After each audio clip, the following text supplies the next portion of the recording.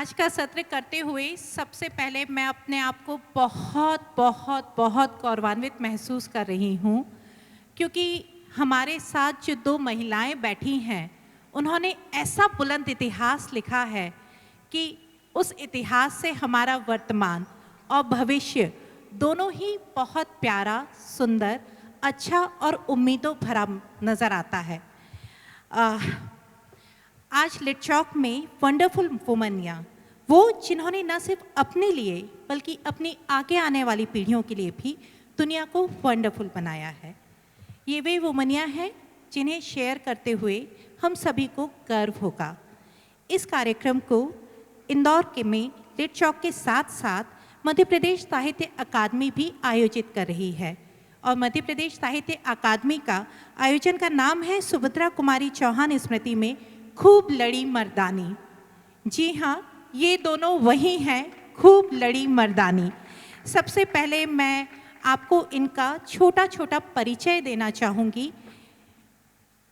पहला परिचय तो मैं इस तरह से देना चाहूँगी कि वो 1998 का दिन था एक, जिस दिन हम बहुत सारी कॉलेज की लड़कियों ने एक फ़ोटो को अपनी कॉपी में सहेज कर रखा था। वो photo lieutenant colonel Randhawa ma'am का था, जिन्होंने एक इतिहास रचा था।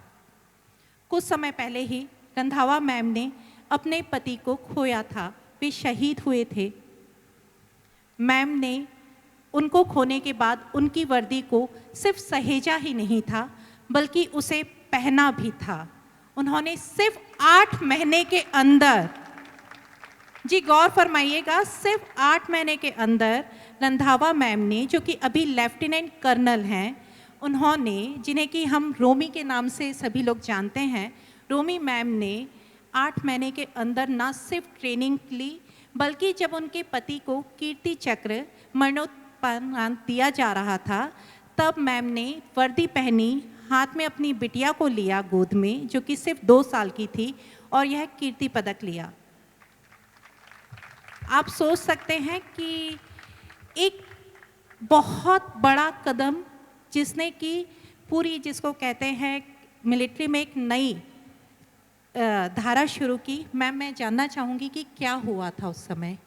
फिर मैं गीतांजलि मैम का परिचय देकर एक और बात उनसे पूछना चाहूँगी कि किस तरह से आपने शुरुआत की, किस तरह से, जो मैंने जितना जाना और पढ़ा कि उस समय कुछ फाउंडेशंस थी और आप पहली वीर नारी हैं, तो क्या फाउंडेशन थी और आप उसे कैसे ओवरकम किया?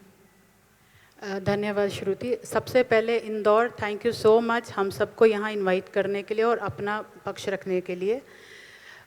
मेरी शादी हुई थी 94 में एक आर्मी ऑफिसर से। चूँकि मैं एक सिविल बैकग्राउंड को बिलोंग करती थी तो आर्मी के बारे में मुझे कुछ भी आइडिया नहीं था। ये हमारे घर में पहला मतलब मेरे हस्बैंड पहले सदस्य थे जो फ़ौज को बिलोंग करते थे।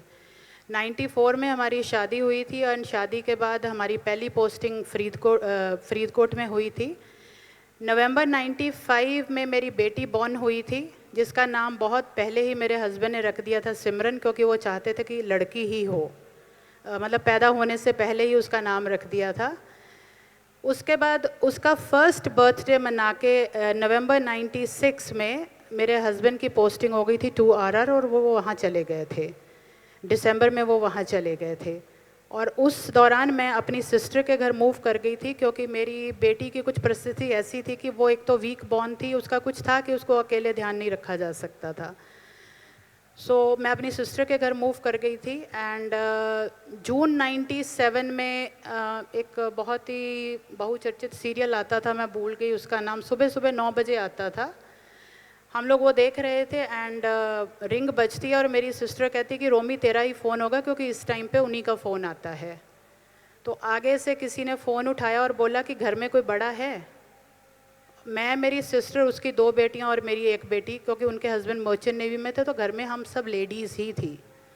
तो मैंने कहा हाँ मेरी सिस्टर है। तो मैंने अपनी सिस्टर को दिया तो मेरी सिस्टर को उन्होंने ये न्यूज़ ब्रेक करी कि ऐसे ऐसे इनकाउंटर हुआ है एंड उस टाइम पे लाइक मेजर साहब को गोली लगी है, बट नहीं बताया कि किस परिस्थिति में है। फिर जब मुझे फ़ोन किया तो कहते कि हम उन्हें चंडी मंदिर लेके आ रहे हैं, आप वहीं चंडीगढ़ पहुंच जाइए। तो मेरे ससुराल चंडीगढ़ में थे, हम लोग तभी फटाफट अपना गाड़ी पकड़ा और चंडीगढ़ की तरफ चल दिए। उन दिनों में कुछ सिचुएशन ऐसी होती थी कि बॉडी पहुंचने में 2 दिन लगते थे, बिकॉज़ जहाँ पे वैली में हुआ वहाँ से श्रीनगर एंड श्रीनगर से जगह पे, सो 19th को बॉडी पहुंची थी हमारे यहाँ पे। एंड बस उस टाइम पे तो कुछ समझ में नहीं आ रहा था कि करना क्या है। 1.5 ईयर की थी मेरी बेटी उस समय, क्योंकि जून में हुआ था ये, तो नहीं कुछ समझ में आ रहा था कि क्या करना है। आगे का तो सोच ही नहीं सकते, बट उस मोमेंट का ही समझ नहीं आ रहा था, तो आगे का तो सोच ही नहीं सकते थे कि आगे क्या करना है। फिर जब ये सब कुछ हुआ, तो जब धीरे धीरे सिंक इन हुआ कि ये हुआ है आपके साथ, तो अब क्या करना है। उस टाइम पे ये था कि या तो मैं अपने ऊपर रो लूँ, या जो 1.5 साल का बच्चा है उसकी ज़िंदगी के बारे में देखूँ कि उसने क्या करना है। सोचना शुरू किया कि क्या करूं क्या करूं। मेरे फादर इन लॉ ने भी मेरे से पूछा कि क्या करना है। कुछ गवर्नमेंट जॉब्स भी ऑफ़र हुई, but then I told my father in law कि सुखविंदर की इच्छा थी, अंतिम इच्छा तो नहीं कहूँगी, क्योंकि हस्बैंड वाइफ हम आपस में बहुत सारी बातें करते हैं दिन में कि हम ऐसा आगे चल के हम ऐसा करेंगे, ये करेंगे, वो करेंगे, या बच्चे को ऐसे पालेंगे। मैंने उनको बोला कि सुखविंदर हमेशा ये कहते थे कि सिमरन को आर्मी बैकग्राउंड में ही पालना है, क्योंकि वो एक फ़ौजी बच्चे थे, उनके फादर फ़ौजी थे, उनके जीजा जी फ़ौजी थे, तो वो इस एटमॉस्फेयर में पैदा हुए हैं, पले बड़े थे। तो हमेशा कहते थे कि सिमरन को इसी एटमॉस्फेयर में पालना है, क्योंकि इससे बढ़िया एटमॉस्फेयर कुछ हो नहीं सकता बच्चे के लिए। तो then I told my father in law कि ये वो बोलते थे मुझे, तो मुझे फ़ौज में ही जाना है।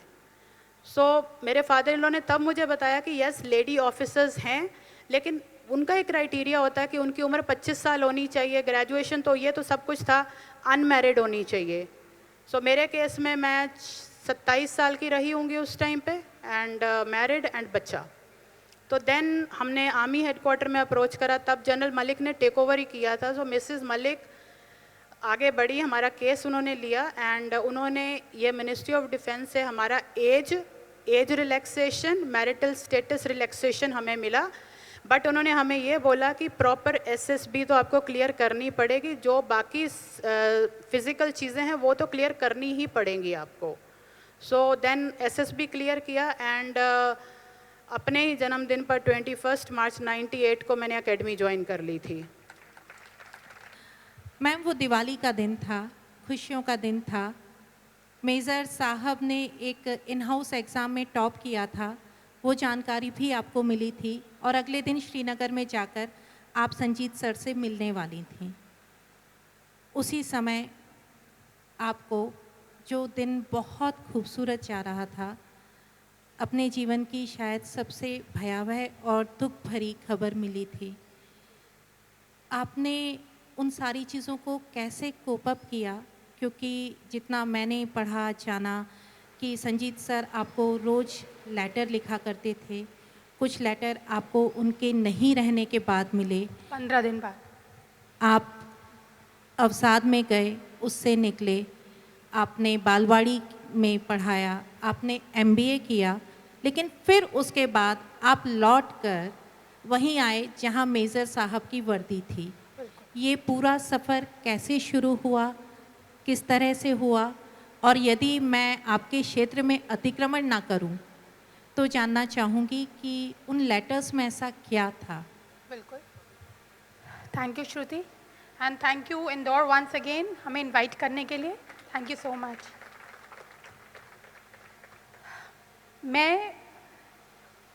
मुझे बचपन से आर्मी ज्वाइन नहीं करनी थी, आर्मी ऑफिसर से शादी करनी थी।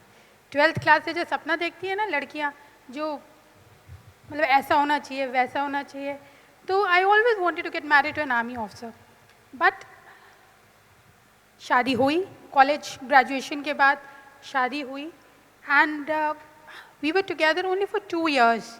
तो वो यूएन मिशन में थे, यूएन पोस्टिंग में थे, एंड यूएन के बाद आके ये स्टाफ कॉलेज है जो कॉम्पिटिटिव एग्ज़ाम के तौर पे एक फ़ौज में होता है, एग्ज़ामिनेशन होता है, तो वो उन्होंने अपेयर किया था, और वो अपेयर करते ही श्रीनगर पोस्टिंग चले गए थे।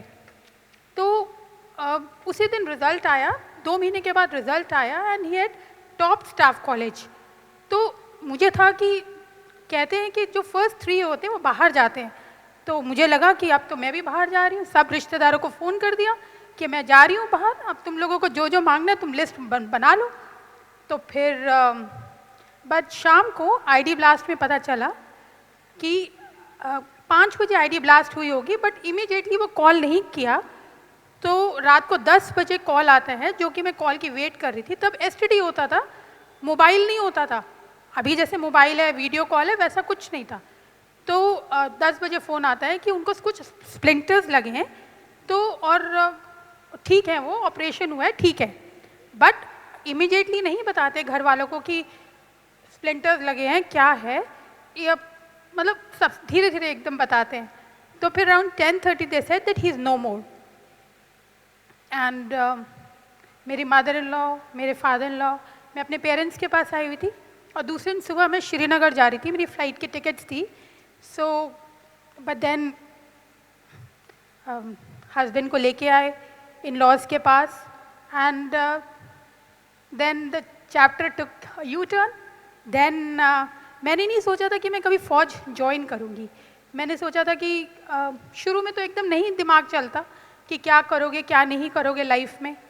तो मैंने कुछ स्कूल में थोड़े दिन पढ़ाया, नर्सरी 1st 2nd क्लास को पढ़ाती थी। साथ साथ मैंने MBA ज्वाइन की दिल्ली में आके, ह्यूमन रिसोर्सेज के ऊपर एंट्रेंस दी मैंने, और फिर मुझे पता चला कि मैं SSB के लिए अपेयर कर सकती हूँ। But then again Ravinder ma'am ने जैसे बताया कि बेटी और as a married women we had to take a waiver from defence minister. Graduation हो गई थी, मार्क्स की कोई प्रॉब्लम नहीं थी, उस वे में हम क्लियर थे। तो फिर हमने SSB के लिए तैयारी शुरू की। SSB के लिए तैयारी करने के लिए बेटी बहुत छोटी थी, तो I had to leave my daughter with my parents. And उसके बाद बेटी के छोड़ने के बाद मैं हॉस्टल में जाके मिनर्वा अकेडमी है चंडीगढ़ में, जो SSB की कोचिंग के लिए देते हैं, तो उन कोचिंग सेंटर में कोचिंग ली। फिर वापस आके मैथ्स की कोचिंग लेती थी, तो बहुत मेहनत की, और मेहनत करके within a year again 6th of September I was there in the academy, and 31st October when I lost my husband, तो मैंने 1 साल अकेडमी में ही उनका किया पूजा। So this is how I joined army. एक सवाल जो आप दोनों से है, हम लोग जब सिविलियंस हैं तो सिविलियंस में हमेशा कहा जाता है वुमेन्स फर्स्ट, माने नहीं माने लेकिन कह देते हैं वुमेन्स फर्स्ट। आप लोगों ने SSB क्लियर किया, रिलैक्सेशन उम्र का दिया गया, रिलैक्सेशन इस बात का दिया गया कि आप लोग जो क्राइटेरिया है उसको, लेकिन ट्रेनिंग पूरी हुई। चेन्नई की ट्रेनिंग के बारे में बहुत कुछ सुना है मैंने कि OTA की जो ट्रेनिंग होती है वो बहुत टफ होती है। तो क्या किसी तरह का उस समय आप लोगों को रिलैक्सेशन था या नहीं था? और अगर किसी तरह का कोई रिलैक्सेशन नहीं था तो उसको कोप अप किस तरह से किया, किस तरह से फिज़िकल स्ट्रेंथ को कोप अप किया? मैं 21 मार्च को पहुंची थी। मैं एक्चुअली एथलेटिक बैकग्राउंड को बिलोंग करती हूं। मेरे ब्रदर काफ़ी अच्छे एथलीट थे अपने स्कूल, सैनिक स्कूल कपूरथला के। फादर सिस्टर सभी, फिज़िकल कोई इशू नहीं था, बट जो एक इशू था कि मेरा सिजेरियन हुआ था जस्ट 1.5 साल पहले। मतलब लेडीज़ कैन अंडरस्टैंड दैट। तो C सेक्शन हुआ था, तो बस मुझे सिर्फ उसका थोड़ा सा था। बट जैसे जैसे हमारी ट्रेनिंग बढ़ती गई, रिलैक्सेशन तो पहले ही बता दिया गया था कि ट्रेनिंग में कोई रिलैक्सेशन नहीं होगा आपका, नॉट इवन थोड़ा सा भी। तो ट्रेनिंग तो हमने पूरी की, एंड मेरे बैच में I think we were 40 ladies, and I am proud that मैं ऑलमोस्ट 10th पोजीशन पे थी फिज़िकल स्टैंडर्ड्स को लेके। सो फिज़िकली मैं अभी भी बहुत स्ट्रांग हूँ। मैं मैराथन्स भी दौड़ती हूँ, मैं बहुत कुछ करती हूँ, अभी भी साइकिलिंग करती हूँ। सो ट्रेनिंग में ना तो कोई रिलैक्सेशन था, एंड वो जो समय था, मैं इतना ज़रूर आर्मी का रियली थैंकफुल होंगी कि उस समय सोचने का समय नहीं मिलता था। जब आप सुबह उठते हो और आप कब सोते हो आपको समझ में नहीं आती, क्योंकि आप इतना एग्जॉस्ट हो जाते हो, इतना थक जाते हो।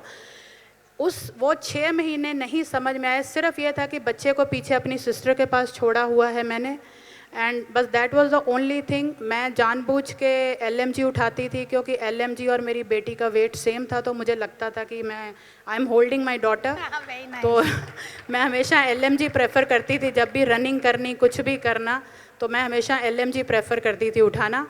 तो ट्रेनिंग में कोई रिलैक्सेशन नहीं था and I am really proud of my organisation.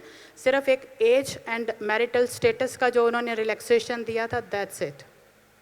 Geetanjali ma'am, Romi ma'am तो एथलीट बैकग्राउंड से हैं, लेकिन आपके बारे में जितना मैंने जाना है कि आप थोड़ा नॉन एथलीट थे।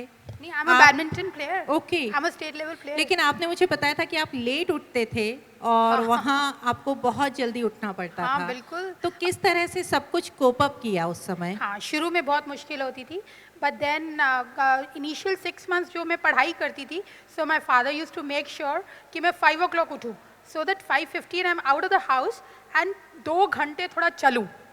तो वहाँ पहुँच के मुझे ज़्यादा मुश्किल नहीं हुई, बिकॉज सारा इकट्ठे डॉमेट्री में उस वक़्त थे, तो सब इकट्ठे 4:30 उठ रहे हैं, 4 o'clock उठ रहे हैं। जितने बजे हमें पहुँचना है उसके 15 मिनट पहले ही हमें पहुँचना पड़ता था फौज में। तो 4:30 was never a problem in academy, but then it was I am again thankful for this organisation, जिसमें मुझे सुबह कब होती थी, शाम कब होती थी, बल्कि हमारे बीच में पढ़ाई भी होती थी। और ऐसा होता था कि आंखें खुली और क्या पढ़ रहे हैं वो नहीं पता, बट पढ़ाई चल रही है। So that was a thing. It was tough, but we did it very successfully. अभी 2-3 बार जिक्र आया आप दोनों की बेटियों का, सिमरन और तनीषा। अब मुझे लगने लगा है 2-3 दिन से हम साथ हैं कि वो मेरा भी एक पार्ट हैं। और बीइंग अ मदर, मुझे लगता है कि सबसे डिफ़िकल्ट इस दुनिया में जो काम है वह बच्चे को छोड़कर जाना है या अपने बच्चे को अपनी आँखों से थोड़ा भी दूर होते देखना है। आप लोग सिंगल पेरेंट थे, आपको सब अकेले संभालना था। आप अपने साथी को भी मतलब सर्वोच्च बलिदान आप लोगों ने हमारे देश के लिए, अपने देश के लिए दिया। उसके बाद आपने फ़ौज की वर्दी को अपनाया, जिसमें एक थोड़ा सा खतरा या कहें कि एक जो आप लोगों ने पूरा सहा, उसके बाद में जो पूरी सोच रहती है। तो आपके परिवार वालों का क्या रुख था और आप लोगों ने किस तरह से अपने बच्चों के बचपन के साथ में कोप अप किया? इससे पहले मैं एक अपना ट्रेनिंग का एक छोटा सा किस्सा बताना चाहूँगी। बिल्कुल। हमारी एक लेडी इंस्ट्रक्टर आई थी, वो पहली लेडी इंस्ट्रक्टर थी, कैप्टन रीनू शर्मा। जब मेरी ट्रेनिंग थी, मिड ऑफ माय ट्रेनिंग वो आई थी, तो वो मुझे ऑलमोस्ट दोपहर में जब हमारा सोने का टाइम होता, उस टाइम अपने ऑफिस बुला लेती थी। एंड चूँकि उन दिनों में name as per matriculation certificate होता था, तो as per matriculation certificate I am Pannu, means my parental Pannu, married to Randhawa. तो शी यूज़ टू कॉल, या पन्नू क्या हुआ तुम्हारे साथ, अपनी स्टोरी बताओ। तो स्टोरी बताते थे, 2-3 लाइनें होती थी तो आंसू निकलना शुरू हो जाते थे। जैसे ही आंसू निकलते थे वो ब्रेक ऑफ कर देती थी। अगले दिन फिर बुलाती थी। ऐसे 10-15 दिन उसने करा एंड जब मैं बिल्कुल अच्छे से उसको बता पाई, then she said this is what I want from you, कभी अपने आप को वीक शो मत करना लोगों के सामने। सो वो हमेशा मेरे साथ रहता है। ट्रेनिंग के दौरान जब बेटी को छोड़ा था तो ऑब्वियसली बुरा तो लगा, लेकिन ये उसी के फ्यूचर के लिए लिया गया डिसीजन था। उसी को मुझे आगे वहाँ से निकाल के एक आगे लेके जाना था, उसको एक अच्छी ज़िंदगी देनी थी। उसी के लिए ही ये सब कुछ किया था, ऑफ कोर्स अपने लिए भी, लेकिन उसी को मैं चाहती थी कि वो कभी भी उसमें ना फंसे घर में या कुछ ऐसा, तो उसको एक अच्छी एजुकेशन दे सकूं, जो उसके फादर ने सोचा था वो कर सकूं। और आर्मी जो कभी ना कभी हम सब का सपना रहता है बचपन से। मुझे याद है जब हम बचपन में हम स्कूल जाते थे तो कॉन्वॉय निकलती थी। अब पता चला वो कॉन्वॉय होती थी, तब तो गाड़ियाँ निकलती थी। तो जब वो 15, 20, 100, 50 गाड़ियाँ निकलती थी, कई बार हम स्कूल मिस कर देते थे जस्ट उनको बाय बाय करने के लिए। मतलब आपकी जनरेशन तो शायद ये नहीं करती, बट हमारी जनरेशन डेफिनेटली करती अभी थी। भी जब निकलते हैं तो बच्चे रुकते जरूर हैं।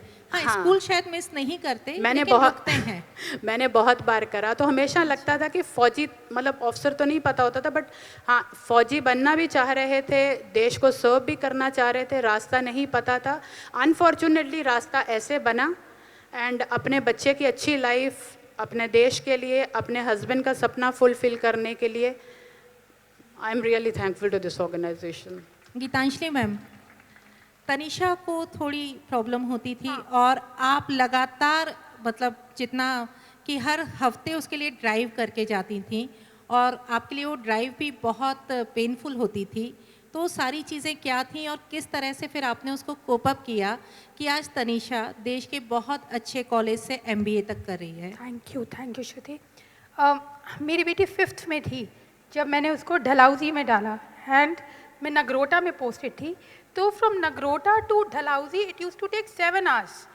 तो सुबह मैं 6 बजे चलती थी और 10-11 बजे पहुंचती थी, तो उससे मिलती थी थोड़ी देर, 1-2 घंटे उसके बाद बैठती थी। उसके बाद मुझे शाम को वापस पहुंचते पहुंचते 8 बज जाते थे। So that was I feel कि yes my daughter remembers and I'm really proud of her. She's made me proud. She's done BTech Computer Science. She was working in Wipro after completing her BTech, and then she cleared a CAT exam, and she is now doing MBA from FMS, that is Faculty of Management of Studies, Delhi University. So she's in her 2nd year, and जो मेहनत मैंने अपने बच्चे को तब hostel में या उसका लुक आफ्टर करके, फौज ने जो मेरा साथ दिया सबको, उसी की वजह से आज मेरी बेटी इतनी अच्छी जगह से अपना MBA कर रही है and she could do computer science, she worked in Wipro, so I am proud of her and my husband also must be proud of us. Geetanjali ma'am, यहाँ पर आपने जो बताया था मैं चाहूँगी कि वो शेयर करें ताकि बहुत सारी सिंगल मॉम भी इस प्रॉब्लम से जूझती हैं कि आपको प्रिंसिपल ने भी मना कर दिया था कि आप अपनी बेटी से मिलने ना आए, क्योंकि आप जब भी उनसे मिलने आती हैं तो वो बहुत परेशान हो जाती है। वो 2 दिन तक डिस्टर्ब्ड हो जाता था, बच्चा छोटा था, तो वो क्या, मैं संडे को जब मिलने जाती थी तो वो मंडे को सारा दिन डिस्टर्ब रहता था। ऑब्वियसली बच्चा छोटा है, मिस करता था।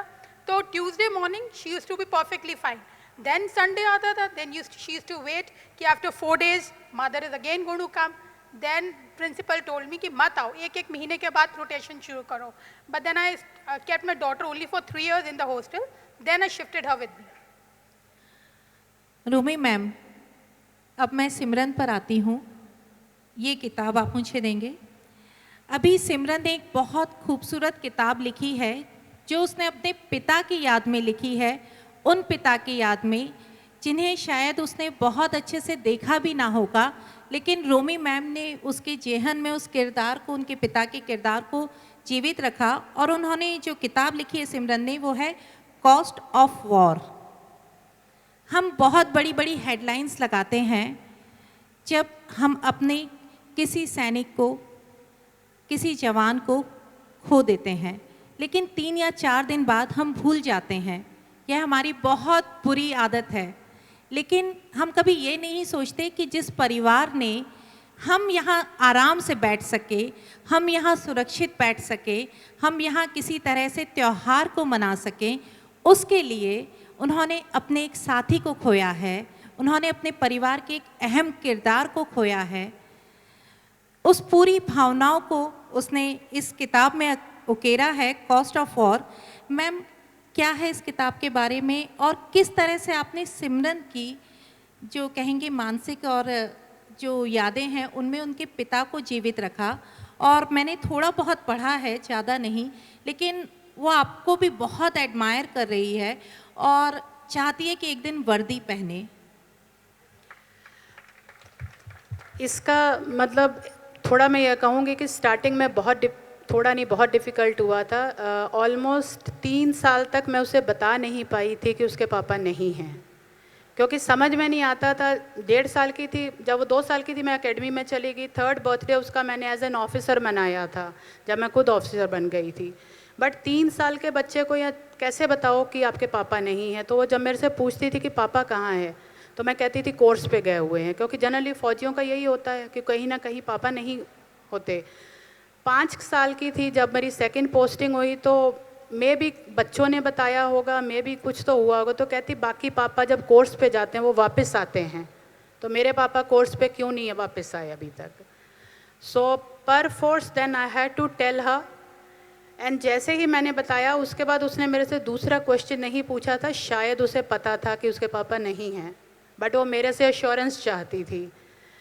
उसके बाद बहुत कम मैंने बात करी इस टॉपिक के ऊपर, क्योंकि मैं नहीं चाहती थी, क्योंकि मैं दोनों जिम्मेदारियां निभा रही थी उसके लिए। सुबह उठना, पीटी जाना, पहले उसको तैयार करके जाना, वापस आना, स्कूटर पे उसे स्कूल छोड़ना, फिर ऑफिस जाना, लंच में उसे लेने जाना, खाना खिला के फिर से ऑफिस जाना, शाम को गेम पीरियड्स के बाद उसको स्विमिंग या हॉर्स राइडिंग, मीन्स उसने कोई भी ऐसी, मेरे ख्याल में जो एक आर्मी में एक एक्टिविटी होती है उसने छोड़ी नहीं है। She is topper in all the activities. अपने कॉलेज में वो स्विमिंग कंपटीशन सब कुछ उसको आता है, एवरीथिंग शी नोज़। तो हमने, जब वो बहुत यंग थी, बहुत ज़्यादा बातें नहीं करी, बट हाँ सारी एल्बम्स मेरे पास थी जहाँ उसके पापा ने हर एल्बम पे, फ़ोटो पे अपने हाथ से लिखा था कि ये फ़ोटो क्यों खींची गई है, क्या था, तो वो उसके पास थी सारी। बट फिर जैसे जैसे बड़ी हुई या जो फिर हमने आपस में बात करनी शुरू करी। इससे पहले मैं एक चीज़ और बताना चाहती हूँ कि जब मेरे हस्बैंड का डेथ हुआ था तो मैंने अपने फादर इन लॉ को बोला था कि मुझे इंटायर क्रिमेशन का वीडियो बनाना है, क्योंकि ये कभी ना कभी मैं अपनी बेटी को दिखाना चाहूँगी। अभी वो 26 साल की हो गई, अभी मेरी हिम्मत नहीं बहुत पड़ी, हिम्मत की बात नहीं है। अभी मेरी हिम्मत नहीं पड़ी वो वीडियो उसे देने की। सो अभी भी वो मेरे पास है। लेकिन उस समय ये निर्णय लेना अपने आप में हाँ, बहुत बड़ी हिम्मत थी। इट वॉज़ डिफ़िकल्ट, बट मैं चाहती थी कि उसको कुछ तो मेमोरी हो उस चीज़ की। फिर जब वो थोड़ी बड़ी हुई, मतलब 10th के बाद मैंने उसे हॉस्टल में डाल दिया था शोवुड नैनीताल में। 2 साल वो वहाँ पढ़ी, उसके बाद वो कनाडा चली गई थी। वहाँ से उसने psychology, criminology and forensic studies करा था, वहाँ पे ग्रेजुएशन करा। एंड अभी वो वहीं यूनिवर्सिटी ऑफ मैनिटोबा में रिसर्च एनालिसिस की पोस्ट पे है। तो जब वो थोड़ी बड़ी हुई तब उसने मेरे से क्वेश्चन पूछे, हमने डिस्कस करना शुरू करा। जब मुझे ये लगा कि उसको समझ में आ रहा है, तो जो जैसे जैसे फ़ोटोज़ खोलते थे, हर एक के पीछे छोटी छोटी स्टोरी, सब कुछ उसको बताया। And that is how hats off to like he you, is with us. Hats off to you. Thank you so much. क्योंकि जितने बार आपने सिमरन को बताया होगा, मैं जानती हूँ कि उतने बार कहीं ना कहीं आप बाथरूम में जाकर या फिर अंदर ही रोई भी होंगी, सारी चीज़ों को याद भी किया होगा। गीतांजलि मैम, इसमें मेरी बेटी को सिर्फ मेरे से एक वो है कि कभी मैं उसके सामने नहीं रोई। हमेशा कहेगी मम्मा रो लो, रोना ठीक होता है, बट नहीं, उसके सामने मैं रो नहीं सकती। इतना मजबूत और इतना हिम्मत बहुत कम के पास में होती है, इसलिए शायद आप आइडियल हैं। और मुझे लगता है कि हर महिला को, हर लड़की को आपको देखना चाहिए, आगे बढ़ना चाहिए, समझना चाहिए। गीतांजलि मैम, तनिषा नहीं आना चाहती फोर्स में, उसका क्या कारण है? जैसे सिमरन एक ना एक दिन पहनना चाहती है वर्दी, लेकिन तनिषा बचना चाहती है। नहीं, ऐसा नहीं कि बचना चाहती है। Tanisha wanted to work more on a private side, because जी। उसने कंप्यूटर साइंस किया, देन जॉब लग गई, देन अभी एमबीए में कर रही है, एमबीए ख़त्म हो गई है। बट येस, फौज के लिए I was very much interested कि वो आर्मी ज्वाइन करे, बट मैं उसको इतना टाइम नहीं दे पाती थी। मुझे याद है कि सुबह उसका टिफ़िन बनाना होता था तो मैं कितनी बार अचार डालना भूल जाती थी रोटी में। तो उसकी फ्रेंड बोलती थी, मैं बोलती थी अगर ये नहीं रोटी खाई तो तुम दोपहर को आके खाओगी। तो वो मुझे बोलती थी एटलीस्ट अचार तो डाल दिया करो, क्योंकि पीटी जाना होता था, 5:15 निकलना है, बहुत दूर था। तो 4 बजे उठो, उसका ड्रेस सब कुछ करो, तो जब तक वापस आओ तब तक वो हमेशा बोलती थी कि मेरी आप 100% अटेंडेंस करोगे क्या स्कूल में? मैंने बोला बिल्कुल, घर में मत देखना मुझे, स्कूल चले जाओ बस। तो that was it, and she that is why may be हाँ, कि इतना मेरे ऊपर स्कूल जाओ, आप भाग रहे हो, आप पार्टीज जा रहे हो, या आप कहीं किसी बोर्ड कहीं बिजी हो, तो she always wanted to join in a private this thing. मेरे पास अभी बहुत सारे सवाल बचे हैं, लेकिन वक्त थोड़ा कम बचा है, इसलिए मैं दर्शकों से चाहूँगी कि उनमें से कोई कुछ पूछना चाहता है। मैं भी बीएसएफ से रिटायर्ड हूँ और मैडम कई बार उसमें जॉब करते वक्त ऐसी परेशानियाँ हो जाती है कि हमें पब्लिक के साथ, सिविल पब्लिक के साथ मतलब जो तालमेल बैठा पाना मतलब बहुत मुश्किल हो जाता है। तो उस तरह की कंडीशन आपके पास साथ आई है क्या? Being a commander? नहीं, ऐसा कुछ है नहीं है, बिकॉज़ हम लोगों ने ज़्यादातर जिस कोर को हम दोनों बिलोंग करते हैं, हमने सिविलियंस के साथ ही डील करा है, ऑर्डिनेंस कोर।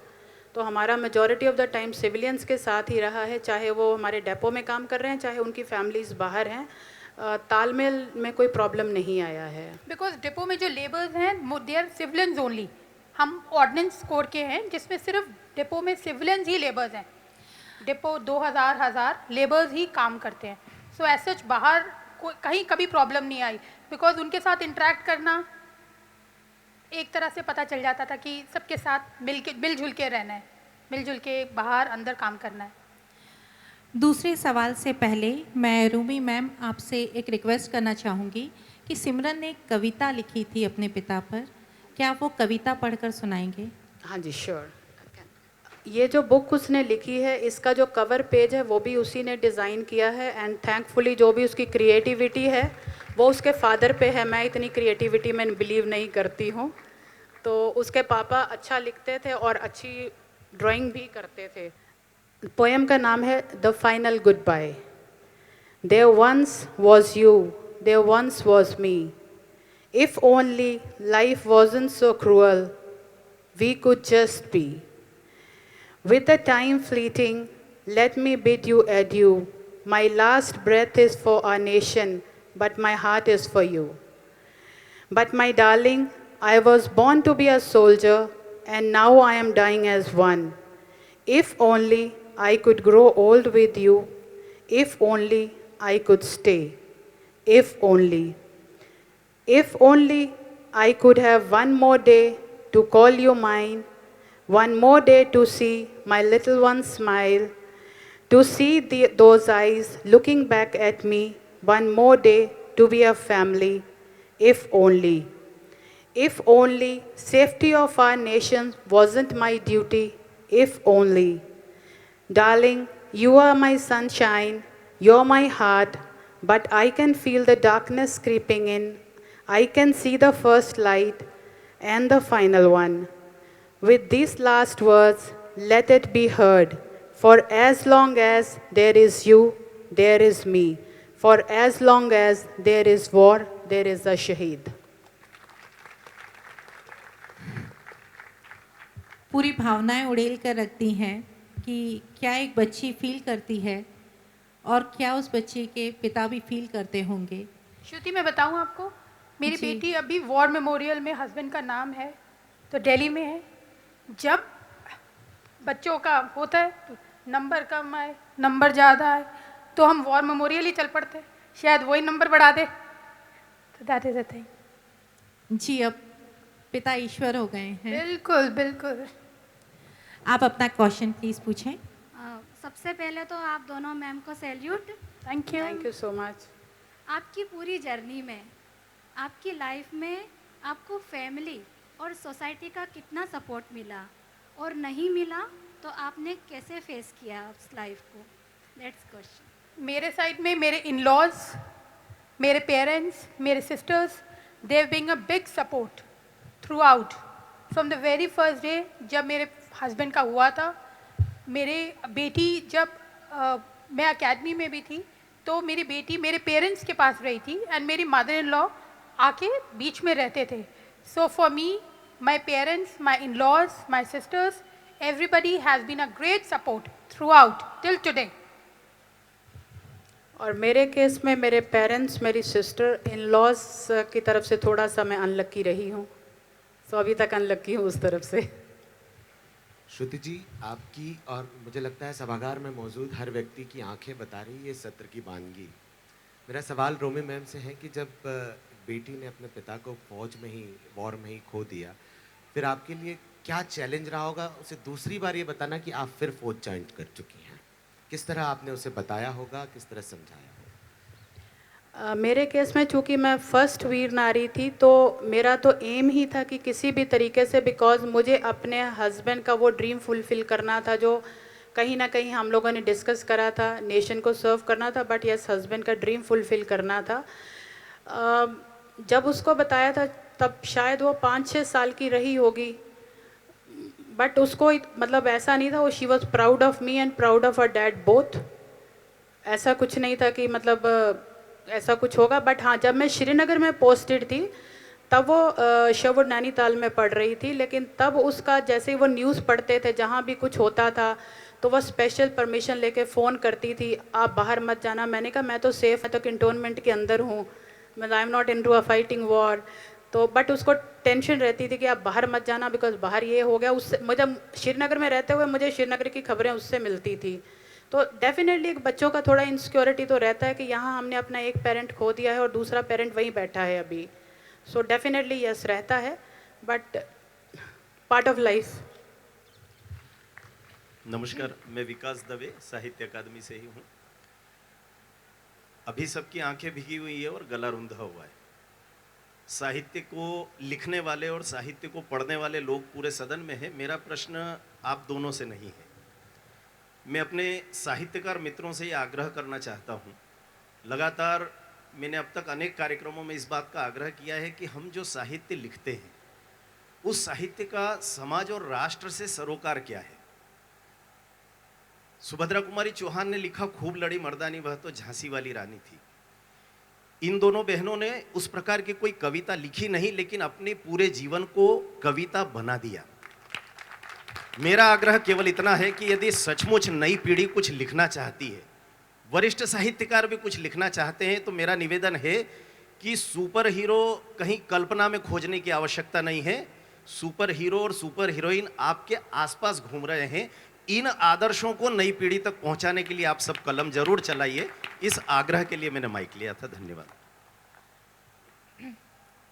यही मैं कहना चाहूँगी, विकास जी जैसे आप कह रहे हैं हम सब के गले रुंधे हुए हैं। मुझे दोनों मैम ने ऊपर आने से पहले ही कह दिया था कि देखना हम रोएंगे नहीं, क्योंकि वो इतनी मजबूत हो चुकी हैं, वो इतनी मजबूत शुरू से थी कि उन्होंने आंसुओं को पीछे छोड़कर वर्दी को अपनाया था।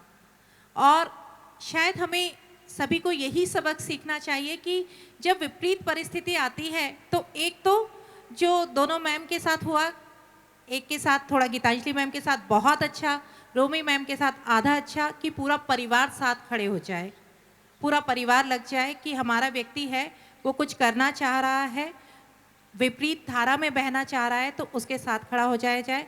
और सबसे बड़ी बात, आपको खुद के लिए खुद खड़े होना होगा।